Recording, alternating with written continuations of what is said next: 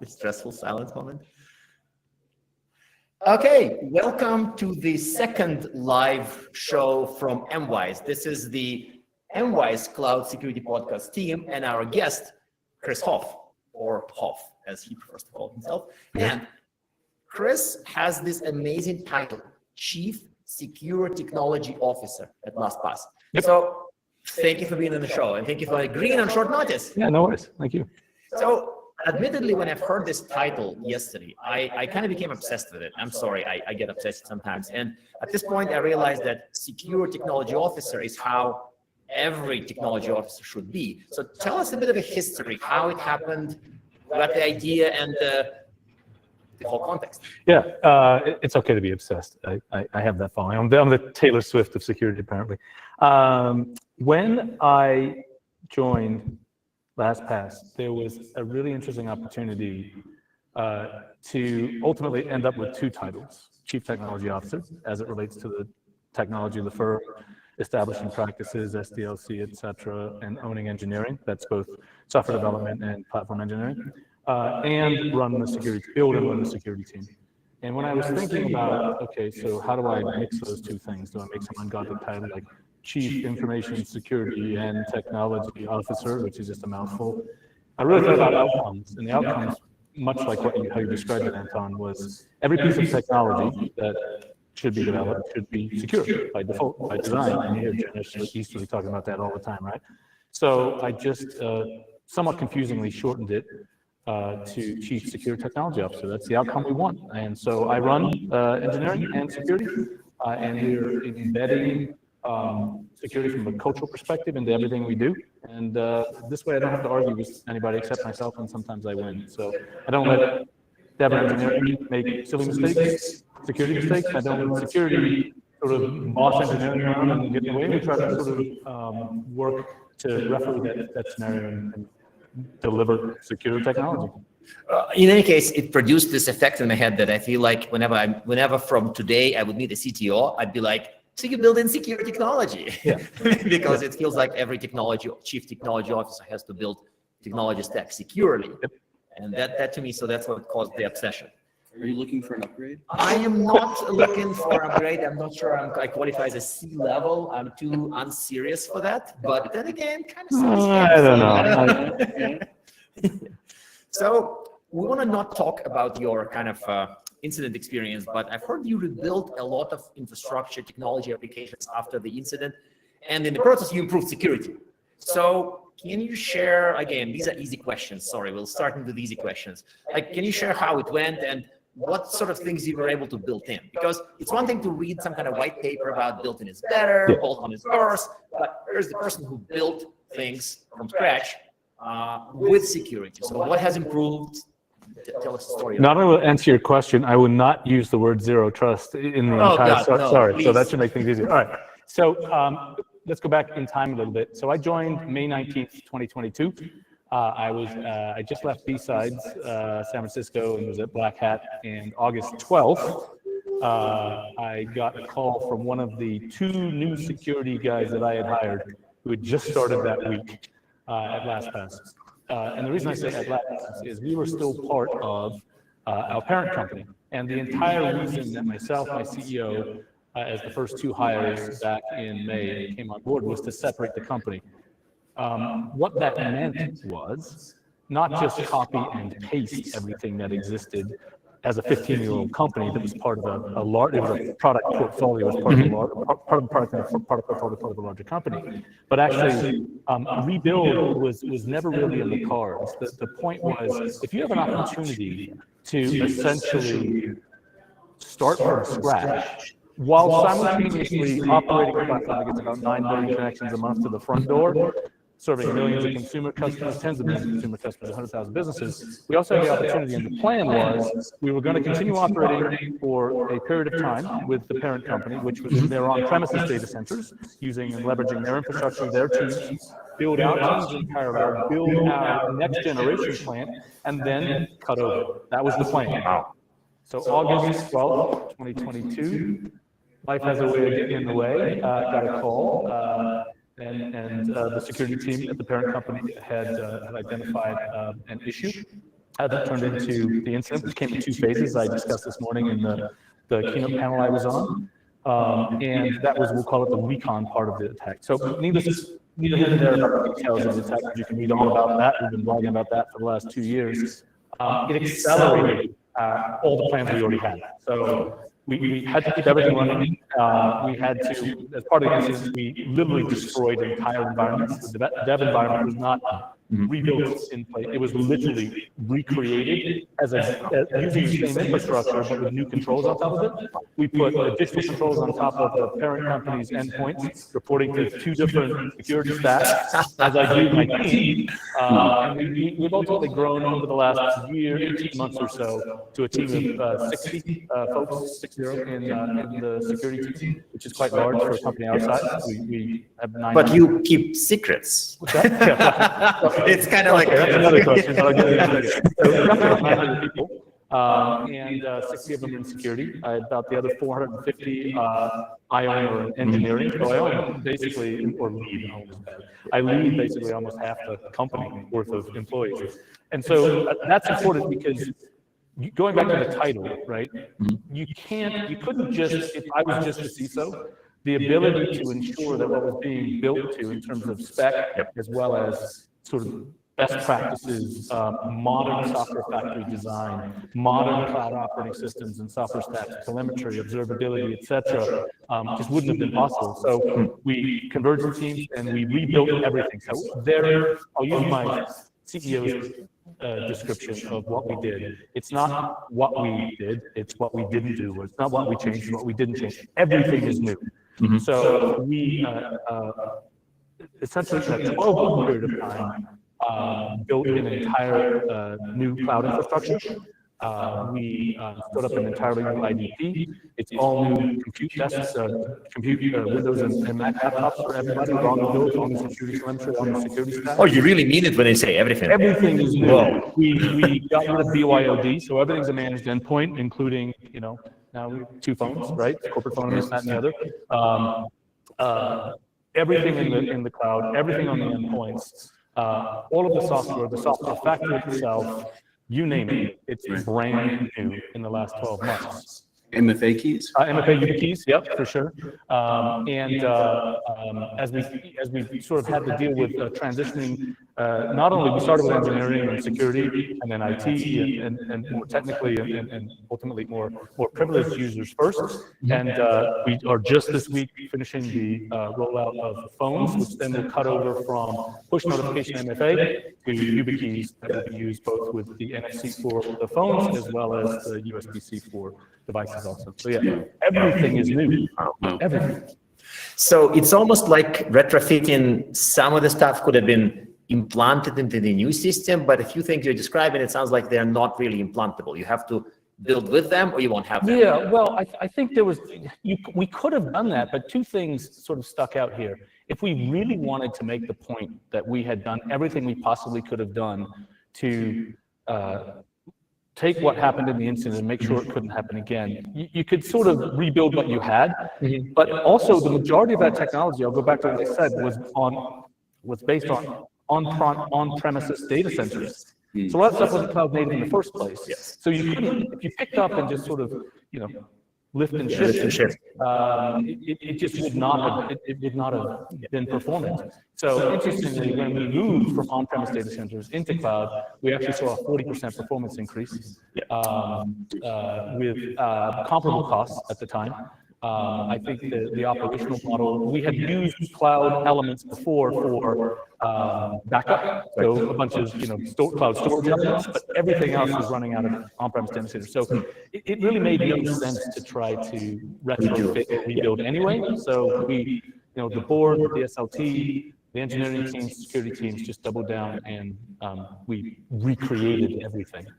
So when a normal kind of like a traditional kind of classic legacy company does like a migration to cloud, there is a tech stack change and there's a culture change. And I think that I sort of assumed that you were moving from like a cloud native thinking to different, better cloud native, but you're saying that a lot of stuff was built in a more traditional that I sometimes joke 1990s way, even though it was done later. So was there a culture change component to this? Oh, 1,000%. Because this is what annoys me as a technologist the most, but I also realized it's the most important thing for such things. Yeah, when we looked at what we were going to do as part of this transformation, I used my rule of 4 C's, right? We were concerned about capacity of people, capability of people, competency, and then the culture. So capacity, do you have enough people? Capability, do they have the right ability, the right talent? And how competent are they in that talent? And then how do we embed this, and how do we culturally shift from what was an operational team that was part of a broader organization that had on-premises and cloud to just cloud native? So we hired a lot of folks that came from cloud native environments, at scale cloud native environments, who helped infect the culture in a good way. They have sort of driven from the top down. I will, however, also say the engineering team, the DevOps, the operations teams as a whole were just spectacular to start with, and many of them had already gathered the skill sets over time, both on training that they had done before. So we really didn't have to forklift or reject anybody, which was great. So a lot of that was empowerment from not only the sort of top down to bottoms up. We met in the middle. The challenge with cloud is that you still have this sort of shared responsibility model, and there's a lot of stuff that you can. The good news is you can turn on a lot of features. The bad news is you can turn on a lot of features, and then you got to overlay all this other technology. And while I did say everything was new, we did essentially modernize where we could. The core software platform itself, the backend stuff, we changed the containerization platforms, we simplified that, we streamlined it, much more secure implementation of what we do with Kubernetes. But for the most part, some of that software is still undergoing its own modernization, and the teams now are invested in sort of that refactoring, replatforming function where we take the pieces as we can. Database technology is a great example, and we upgrade that over time as it makes sense, because it's still incredibly performant based on what we do today. But we know it can be better, cheaper, faster, and easier, and more secure to manage. So that's the path we took. Sure. One quick question before we get too far afield. When the cultural shift was happening along with the technology shift, did you encounter any pushback on either of those fronts? It's really interesting because that question I'll answer in 2 ways. Number one, we have a very, very large international European team, both in the operations and the engineering piece. And so that team, by virtue of the fact that we've got folks all over the world, much of the security team initially started in the US. And so it wasn't pushback, but there was a lot of calibration that needed to happen between, for example, my teams in Hungary or my teams in Portugal, teams in the UK, and teams in the US. Not just to mention the fact that there are 5 to 6 hours time differences and culture. So not cultural from a sort of team mismatch, US versus European, but cultural from the perspective of just expectations of, in Europe they have privacy requirements we don't have here. They have working requirements to give them different times off, and the holiday schedules are all wacky compared to the US. And so for the most part, no, everybody just, the good part about a crisis is that everybody just throws in. And for a year, the amount of just teamwork, forced teamwork, right? Sure. Just probably accelerated what would have taken years to accomplish otherwise. So no, we didn't have, what we have are really great, opinionated, thoughtful, curious engineers who now, infected not only with the sort of understanding that as a cybersecurity company, we have to always put security first. We have, as I mentioned this morning, we've got awareness campaigns and the security champion program that we're starting up, but more importantly, we have a Slack channel. And the amount of participation of people asking questions, most security people go like, oh my God, why are you asking that question? It's so simple, it's so obvious. But the fact is, by virtue of people asking that question across the company, marketing, sales, legal, you have and engineering, and then engineering also helping solution things. We're coming up and saying, hey, I saw this and it's strange to me.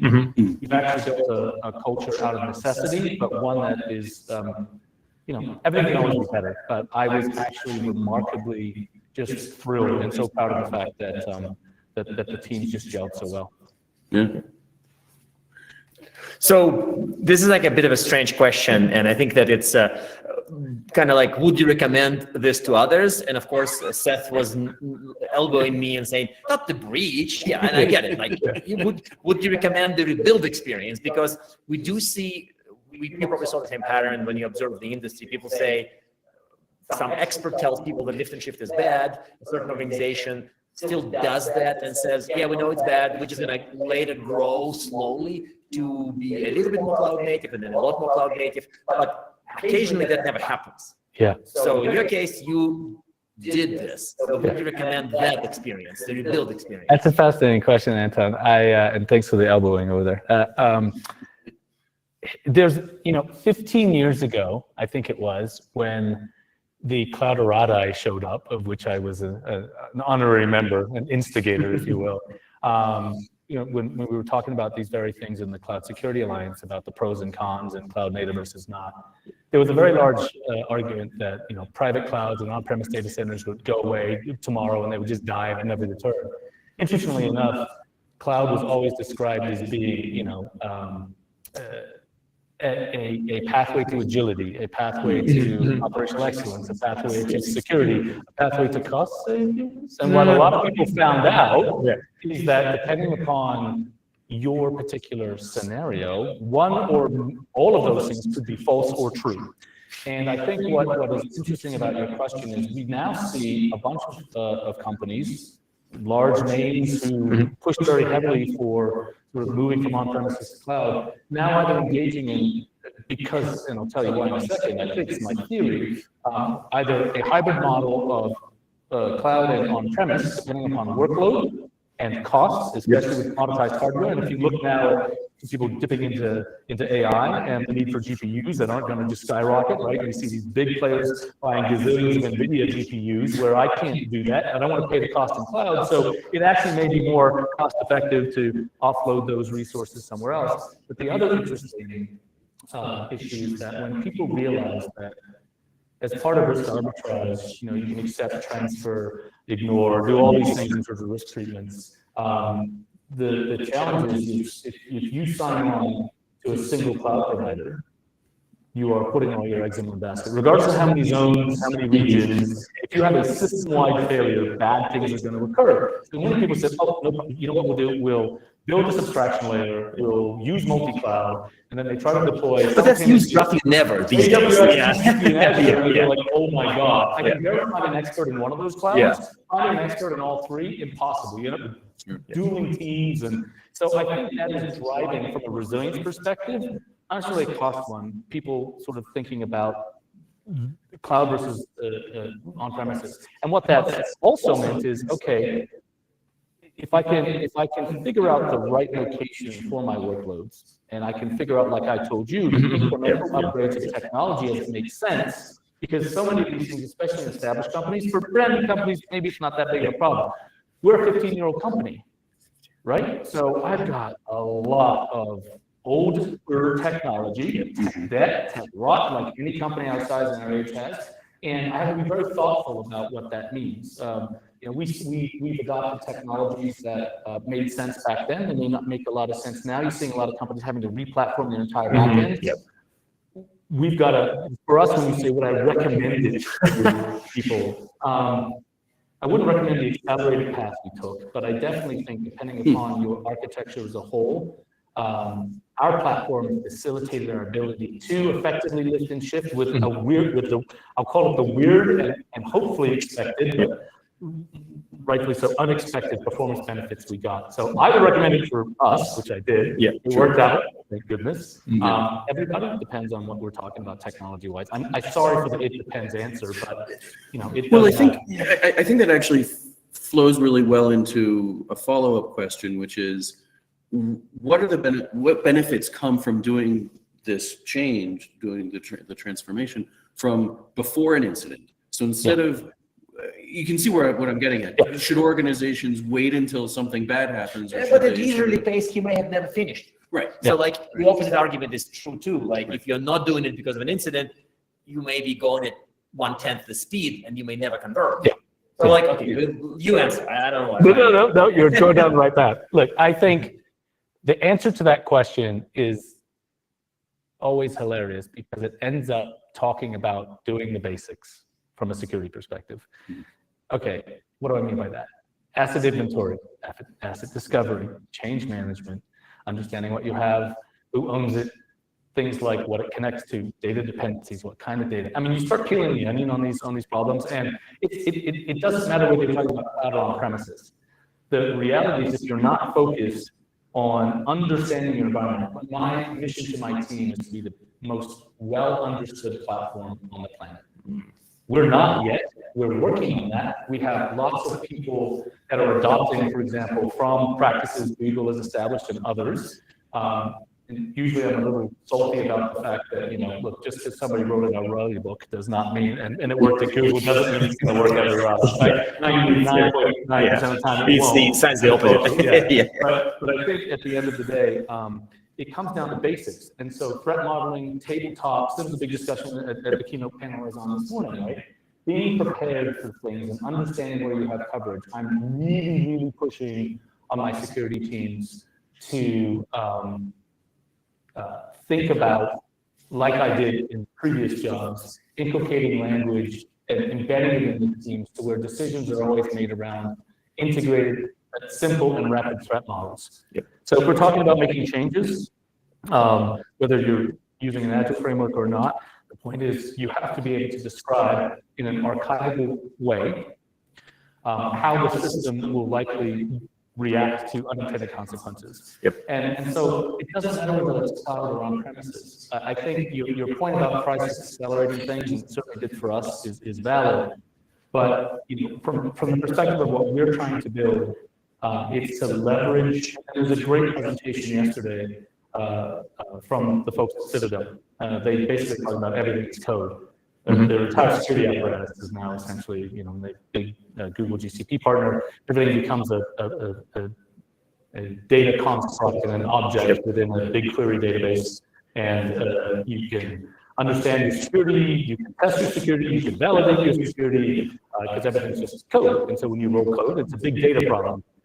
Which obviously, but this only works if the rest of the stack is modern. If up to a certain layer it's modern and then legacy, then the whole thing goes out of the window. So interestingly, and it becomes a sci-fi story. Interestingly, yes and no. So we have similar challenges there, meaning we have some technology that's still relatively modern, well, or even very modern, cloud-based. The problem is that not everything has the equivalent set of rich APIs. Okay. So integration of technology becomes just as much a problem between build and buy. So the interesting thing about whether you're talking about legacy or just cloud native without good APIs is this, and I am in no way incentivized. Is it a thing, cloud native without a good API? I think it. It shouldn't be, but at the same point in time, let me rephrase what I mean. It's like a three-legged chicken. Modern software has, anything you should be able to do in the GUI, you should be able to do in the API. The challenge is scale. The challenge is ultimately doing it in a secure, authenticated manner. And the second thing is how do I take your format and your data, whether it be JSON or another format that you may like, and be able to integrate it into technology I already have. Because I really don't want to deploy technology and then get hooked on yet another GUI. I really want to build it and integrate it into a platform that lets me write tools on top and not get so hung up. So the interesting thing is, and I'm not incentivized to say this, but it's a wonderful piece of technology, and it should be at some point its own little unicorn. But if you've never heard of Times, Times is amazing. Times is a drag and drop fabric that allows you to essentially integrate anything to anything. I think a Times crew would send you at least a six-pack after this. I will say I got a t-shirt would not quite cut it, guys. It is Matt Johansson was just talking about it the other day on his blog/podcast, and that is a point for us where even though there are things that may not be cloud native or even with the richness of APIs, we're really looking hard at making sure that everything we do is automatable. We're not quite at what Citadel it was talking about yesterday. We will get there. Our point was getting it stable, getting operational models there. But I do think that at the end of the day, I would not recommend people doing it the pace we did it. Yes, I get it. Yes. So I mean, so this is actually a really good, follow on to that. What is a good pace? Because Anton was saying that, you don't want it to take 10 years. Yeah. And obviously having to do it in a year is only if you're in crisis. Yeah. So given LastPass's size and all the other, uniqueness of the company, what would you say? What would my roadmap have looked like? Yeah. Probably 3 years. Just to be able to, I mean, the security stack, we would have had to have implemented all of the security changes that we did anyway, because we didn't bring anything over from the parent company. We started from scratch. We have had to make very hard prioritization decisions because you simply can't do everything with a small team. And again, the IT team, for example, has to implement across endpoints the security controls and policies. So there's a lot of cooperation there. The business units do want to go faster and faster, right? But I think, that's a really fascinating question. I think if I dip back into time, our original plan was probably going to be a 3-year scale at a reasonable pace. We have about a 10-person AppSec team that takes care of the product platform itself out of that 60. And they were in place. They did come over because they took care of the product security itself. And during the incidents, by the way, it's important to note that the platform itself was never involved or exploited as part of the incidents. It was back-end infrastructure, which is all too often the case, right? Just cloud storage or some insecure thing that ultimately wasn't well understood or as secure as it should be. But at that point, I'd say, it's going to be different for every company. Also, how regulated you are, whether you're public or private. So we're a private company. We have a lot of regulatory oversight given sort of the solution we provide, a lot of privacy and compliance-driven stuff. But for the most part, I would say we probably would have taken a slower pace, not a year. And it's been 2 years since the incident, so we would have sort of made a huge push at this point. But we needed to separate too. That was another big thing, is we had to. I'm not sure 3 years would have worked, and we would have had to compress the time frame anyway. But we certainly accelerated due to the incident.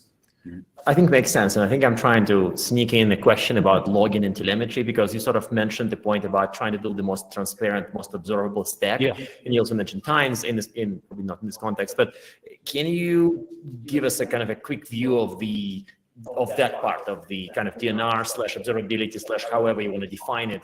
Like, how do you know everything that's going on? This is super, super interesting, because most companies have a stack that's grown over the years, and they have to face a lot of like, but it's on a mainframe kind of stories. So like, yeah. So we did, right? And interestingly enough, I think observability gets confused or conflated with, I just send logs to a bunch of receivers, and then it gets basically they mean a SIM, right? A logging platform. That's a crime though, to confuse SIM with observability. I don't disagree, but we had a platform that was used by developers and engineers and security people, and it was nice because it was used by all three. It rhymed with Splunk, as it often does, and people would use that platform, but it became very cumbersome, very expensive. And that's not Splunk's fault. Like, at the end of the day, your design matters and what you put into it. But what it didn't do was allow us to as easily integrate our code base and conjoin the operational elements that an observability platform gives you across not only our platforms, but our front-end CDN WAF provider that also needs to export data, because that's the front door that gets knocked on, right? All of the telemetry from the container and infrastructure, cloud infrastructure pieces, in addition to what comes from the cloud natively, all of our endpoints. And we use Datadog. At the end of the day, like anyone in their business, they're trying to add features like security, incident response, and other things. But Datadog and the instrumentation that we've been able to plumb into our application, and it's used primarily at this point for our production and our actual product. But being data-driven that way allows the security teams now, especially with the integration we've done with our incident response platforms, to now much more quickly determine whether something is an operational non-security incident based on performance, or things you see HTTP error code ramps, everything from what we do for anti-credential stuffing to botnet detection and we get hammered with things like that, as you can imagine. And so now we have a singular view that goes beyond just looking at logs. We also have a cost-effective view because with that platform, you can log things, but not necessarily be charged for them. You can rehydrate them later if you need to. So there's a lot of thought that went into that platform that will be extended, and it can join with a SOAR platform that the security teams use to do a lot of their detection engineering work and creation. But that platform and instrumentation observability as a whole is definitely not just a SIM product. Correct, which collects the OS logs, and then suddenly you're back in the 90s, even though you're trying to be in the modern era. 100%. Yeah, that makes sense. So we have time for one more question, and it's the question that was triggered by the discussion we had yesterday, and it's about, I think whenever somebody says cloud is complex, I am conditioned to say, but my boss, Phil Venables, says that it's simple, and I pointed arguments that he makes in the 9 Megatrends blog, and ultimately I was the one who argued with him quite a bit by saying that, no, it's very complex, but his argument why cloud is simple was that compare all IT from data center cooling to every single application where stuff is undocumented and randomly rusts and needs to be screwdrivered into the rack, and cloud where everything's documented and abstracted, the cloud is simpler. And I think at this point I'm like, you're right, Phil, you win, that's a good argument, I agree, I believe in that, I would present the same message. This actually, literally, I was convinced by that. And at the same time, cloud's complex story comes out. And then when I brought this up, so you said it's simplex, at which point I was like, in light, there's the same Zen stories, right? But it's both complex and simple. So explain this whole thing to us. Yeah, simplicity. When I started my journey from a security perspective and talking about how virtualization prior to hyperscale public-based clouds, there was a talk I gave at Black Hat, God knows how many decades ago, called The Four Horsemen of the Security Virtualization Apocalypse. And it was really talking about how, and I think it's a fitting analogy, if you map the skill sets needed, and we're going to focus on the human part of simple versus complex, because I don't disagree with Phil. If you get rid of all the moving parts, that's somebody else's problem, rusting machines, dying machines, and self-healing fabrics, etc. Yeah, fantastic. That complexity is still there, it's just managed by somebody else. So in and of itself, if we're talking about sort of the user experience of somebody who writes on top of the cloud, it's technically more simple. However, if you apply the skill sets necessary, and by the way, using the word cloud to represent all public-based clouds is also criminal because of SaaS. Like we said, besides just SaaS, the skill sets necessary to operate effectively and efficiently something on GCP versus AWS versus Azure. There are underlying contracts that are very similar, but the expertise needed to operate those platforms and do so in a manner where if you want the resilience you talked about before, I'm sorry, but again, if you're happy to settle with a single cloud provider, then simplicity has a expressed risk that it essentially means you are accepting the resilience you get. So if that's simple to you and your business model, okay, Phil wins again. But he never said multi-cloud is simple. Well, but the problem is, I see. So that's how he's going to wrinkle out of this. Oh, Phil.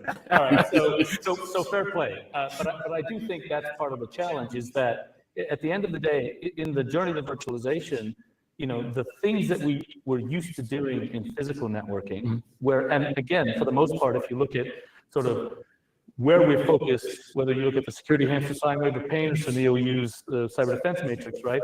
You've got network app, information user, and device. It's both what you protect and where you implement policies across identify, protect, detect, respond, and recover. And you can kind of look at the intersection of those domains and figure out that at the end of the day, the things that we would do in the physical world may have been, given the way in which we did them, actually easier to implement and more simple given how we implemented them. Network taps, capabilities to fit the networking fabric or not. But as the security sort of spread out, or if you look at the security hamster sine wave of pain, it transitions between investing in the network. Oh no, wait, now we got to do the application. Oh wait, that's hard. Now we got to do the information. Oh, that's hard. Then the user. Oh wait, then the device. The reality is you got to do all of it.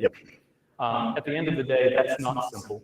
Those domains of themselves are highly complex in their own right. So I think Phil's right by saying at the end of the day, with abstraction, in cloud with a capital C, you have on a single cloud provider, you have a known quantity of abstract capabilities. Yes. And as long as you as a human being have the understanding of those capabilities, then yes, it's less to manage, quote unquote, Yes. more simple. I think that's half the story. I also don't work for cloud providers, so I don't agree with That's you. a fair argument because this is the, that comes up, yeah. Again, he's not right, he's not wrong, right? At the end of the day, that's why I use Simplexity. I've used that for the last 15 years. I look at cloud computing and what it means and what it will mean over time as we sort of figure out this transition into whatever the hybrid model looks like, multi-cloud, on-premises, a combination of all of them. The automation and especially what is brewing with AI to help us get rid of some of the complexity that will essentially make it more and more difficult for us to tie together those domains. I still think it's a winning bet, right? I mean, obviously, so are the cloud providers. But oftentimes, the underlying capabilities, whether you're talking about Google, Microsoft, AWS, it's an incredible set of technology that facilitates that simplicity. Yes. But those teams of those cloud providers operate and deal with problems at scale that 99% of us will never do. It doesn't matter whether you're Netflix or not, right? At the end of the day, it's pretty profound and pretty amazing that we get a simple set of abstraction that allows us to pretty much do anything we want. I agree, that's simple. Making a decision on how you balance your risk appetite against one or multiple providers or on-premises off, new technology and disruption, that's the hard part. So yes, I buy that. I think that I would try to, I think the word is stuck with me now. So you may see Simplex in another context and will credit to the Hoff. Not good me. I probably stole it from somebody else. I mean, at the end of the day, that transition as it has been from mainframes to mini to micro to client server to Web 1.0 to Web 2.0 to cloud, it just keeps going round and round. We will continue to see cycles of technology compression, timeframe compression, innovation, disruption. At the end of the day, from a security perspective, I do think that the complexity in the current world of things comes from a skill gap and a generational difference in people not understanding or not quite making the turn from people my age. If you haven't educated yourself and you've been stuck in sort of either the endpoint world, the hardware, the laptops, desktops, servers, or the non-virtualized world, and you go to cloud, it's completely alien. And you can't, there's things you simply still can't do, and that's fine. But I do think I both simultaneously agree and disagree with you. I mean, cloud is complex if you don't understand it. That line is very clear and very so. Thank you very much for being on the show. This was a lot of fun and ultimately kind of thought-provoking. Some stuff is stuck in the head now again, so I may have to invite you back so that you explain that part. But again, thank you for being here. No worries and thanks. It's been 15 years since I've seen you in person. And by the way, we are sitting in the same room, just for those of you wondering. Oh, that's right. Yes. I will end on a joke, which you may or may not remember. We were at dinner at some event at some point, and we asked about, we were talking about something, and said, how much does that cost? At the time, you were an analyst, and so I basically said, oh, probably 15 Shavakins. And that became a measure of currency that I have used these days, to this day. So I have to look at it on Twitter. Twitter search isn't that great, but I remember that being spreading on Twitter in the, was it like early 2010s or late 2000s? I don't know. At this point, I'm like, I don't remember. Can I please unhear I'm it? old. The secret origin of the Chuvakins. The Chuvakins, yes, it's a currency, a measurement of anything you want it to be. Yeah, thank you for reminding me. And again, thanks for being on the show. Thank you. Thanks, guys. Thank you.